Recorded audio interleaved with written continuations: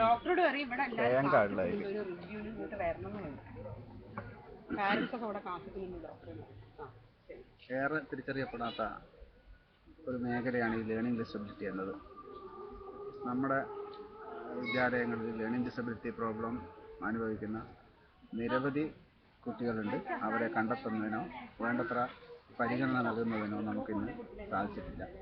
അതേ അവസരത്തിൽ തന്നെ ലേണിംഗ് ഡിസബിലിറ്റിയുമായി ബന്ധപ്പെട്ട് മറ്റ് മേഖലകളിലുള്ള കുട്ടികളെ കണ്ടെത്തുന്നതിനും അവരെ വേണ്ട പരിഗണനകൾ നൽകുന്നതിനുള്ള സംവിധാനങ്ങളൊക്കെ ഇന്ന് നിലവിലുണ്ട്. പക്ഷേ ഈ ലേണിംഗ് ഡിസബിലിറ്റിയെക്കുറിച്ചുള്ള കൂടുതൽ പ്രവർത്തനങ്ങളൊന്നും തന്നെ വിദ്യാഭ്യാസ വകുപ്പോ അല്ലെങ്കിൽ അധികാരികളുടെ ഭാഗത്തു നിന്നോ ഉണ്ടായിട്ടില്ല. കേരളത്തിലെ വിദ്യാലയങ്ങളിൽ ഏകദേശം ഒരു 13% കുട്ടികൾ ലേണിംഗ് ഡിസബിലിറ്റി അനുഭവിക്കുന്നവരായിട്ടാണ് പൊതുവെ പറയപ്പെടുന്നത്.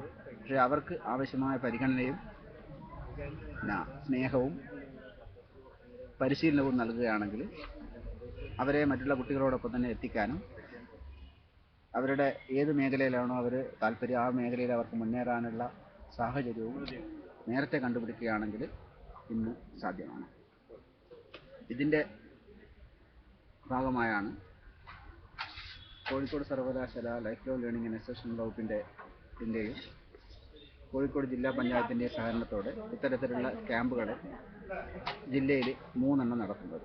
ഇതിലൂടെ കണ്ടെത്തുന്ന കുട്ടികൾക്ക് അവരുടെ ലേണിംഗ് ഡിസബിലിറ്റി ഏത് മേഖലയിലാണ് അവരുടെ ലേണിംഗ് ഡിസബിലിറ്റി എന്ന് കണ്ടെത്തുകയും അതിന് ആവശ്യമായ മാർഗനിർദ്ദേശങ്ങളും പരിഹാരബോധനങ്ങളൊക്കെ നൽകുകയും ചെയ്യുന്ന ഒരു സംവിധാനം ഇന്ന് നിലവിൽ വന്നിട്ടുണ്ട്.